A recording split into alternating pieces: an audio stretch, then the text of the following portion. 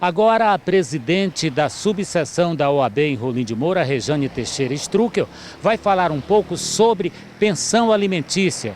Quais os processos que têm revisão, como pode ser feito, quais as consequências e as mudanças que ocorreram no novo Código Civil brasileiro, que completa um ano no dia 18 de março agora. Uma vez que a gente está desempregado e a gente não consegue arcar com aquele ônus alimentar, a gente é direito de se ter a revisão. Da mesma forma que é direito de quem não consegue pagar pedir a revisão, é direito de quem precisa receber e aquele valor que está sendo recebido não é suficiente, também pedir a revisão.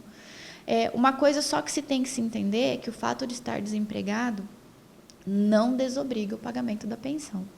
Né? No caso do desempregado, essa responsabilidade, se ele não puder arcar, é atribuída a quem? Mudou alguma coisa da legislação passada para o novo Código? Não, o que mudou, não havendo a possibilidade de pagar, outros parentes podem assumir essa responsabilidade. Então, por exemplo, o pai não consegue pagar a pensão do filho, outras pessoas podem assumir, os avós podem assumir essa responsabilidade, uma vez que aquele pai não consegue. Então, a gente ingressa com outra ação contra os avós.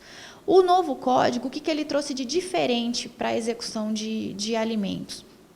A questão de que antes nós tínhamos 2 procedimentos e agora não existe mais esses 2 procedimentos. Esses procedimentos foram unificados em um único procedimento. Então, no mesmo procedimento, eu peço a prisão civil com relação aos 3 últimos meses e as que se vencerem no decorrer do processo. E no mesmo procedimento, eu tenho a execução, um processo executivo normal com relação aos débitos anteriores. Né? Então, eu intimo o devedor para pagamento, dou o prazo para pagamento, não havendo pagamento, vai-se em busca de bens para fazer esse pagamento. Mas a grande diferença, eu acredito até que facilitou, é que agora a gente faz tudo num processo só. Não tem mais aquela questão de eu distribuir 2 processos. Existe uma situação que se criou até um clichê, né, que diz que no país a única pena que se é cumprida, né, e que se prende de fato é o não pagamento de pensão alimentícia, o que não é verdade, que acontece vários fatos comprovadamente, tem muita gente presa aí. O que de fato acontece? Foi reduzido o prazo, mudou alguma coisa? Quem não pagava antes tinha 90 dias, agora tem 30, 60, alterou esse prazo? Essa questão do prazo, agora o prazo mínimo é 30 dias, antes não tinha esse prazo mínimo, então agora o prazo mínimo são 30 dias. Antes seriam 90? Antes era até 90. Até 90, tá?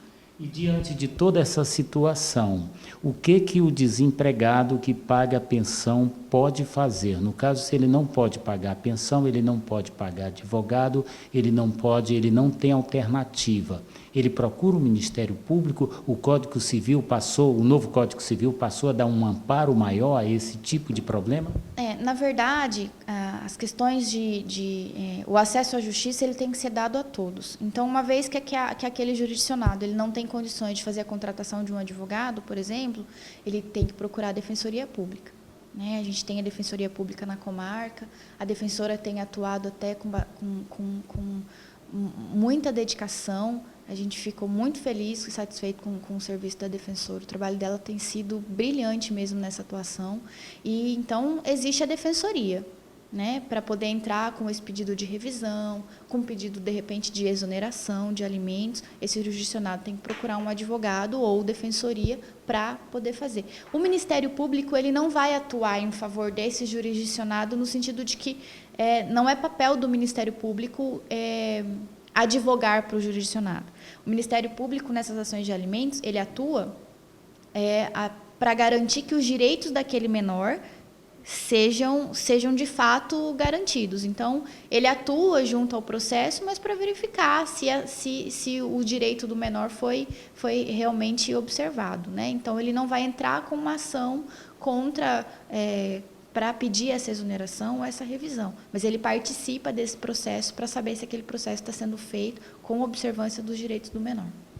Presidente, depois de todo passado-se um ano do novo Código Civil, que avaliação, em um resumo geral, a OAB faz? Houve, de fato, uma redução no tempo de processos a serem julgados? Houve melhoras? Ou, de forma geral, continua do mesmo jeito?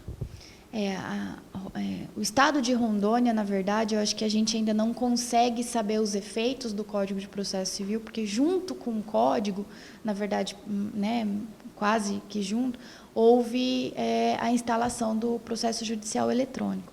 E a gente tem tido muitos problemas com o processo judicial eletrônico. Então, talvez por dificuldades no desempenho do PJE, a gente ainda não tenha conseguido sentir tantos efeitos do novo Código de Processo Civil, né?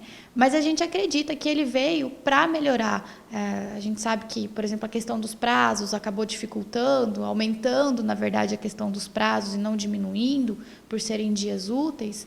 Mas eu acho que lá no frigir dos ovos, a questão de você ter o que observar os precedentes, a questão dos honorários, que evita que se tenha recursos protelatórios, a obrigatoriedade na conciliação. Por exemplo, se tirou dos entes públicos aquele prazo em quadro para contestar, agora eles não têm mais, na verdade, continua com prazo simples. Então, assim, isso eu acredito que se perde aqui, se ganha ali, mas para no final a gente ter um resultado bem positivo.